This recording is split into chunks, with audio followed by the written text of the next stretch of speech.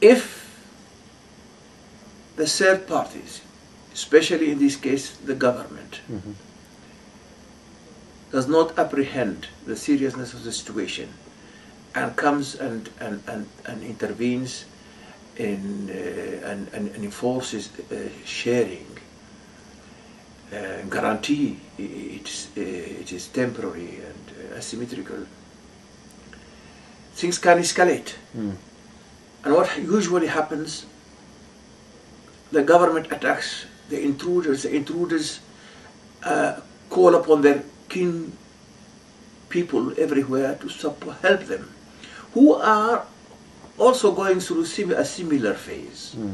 And so they understand the need for solidarity, and they come and support their kin group here. So new elements are introduced into the conflict. And the peasants now see that pastoralists have become numerous and more aggressive. They themselves then tend to arm themselves. They start buying guns and weapons.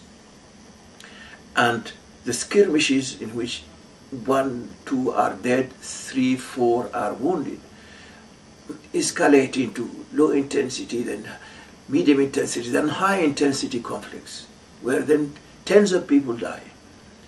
In the past, even when the conflict escalated, the losses, the human and material losses, were rather limited because they used traditional weapons.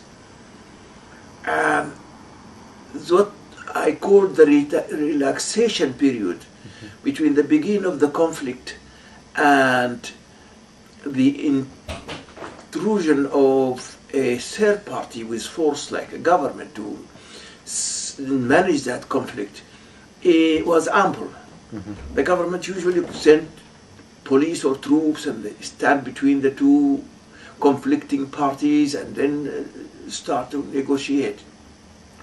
But now the use of modern weapons means that in a single day tens or hundreds can die. And that this relaxation time between the beginning of the conflict and the coming of a rescuing third party has become shorter and shorter and shorter. And that makes things even worse.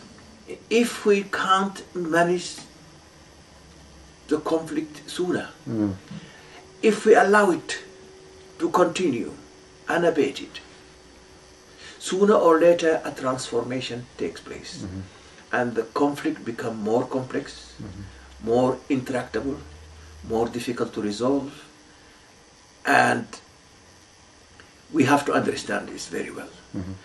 To understand the inversion, the paper I wrote was entitled The Inversion of Ethnicity from Perception to Root Cause of Violent Conflict. But to speak of the root cause of the conflict is fine, and it should be done. No conflict analysis is complete without that at all. We look into the root causes, the intrinsic causes that make societies susceptible to conflicts, and the direct causes which trigger the conflicts. Fair enough. But we have always to ask ourselves, what do you mean by root causes? When, at what phase are these root causes? They might apply to the initial phase, but they do not necessarily apply to the phase we are going through right now.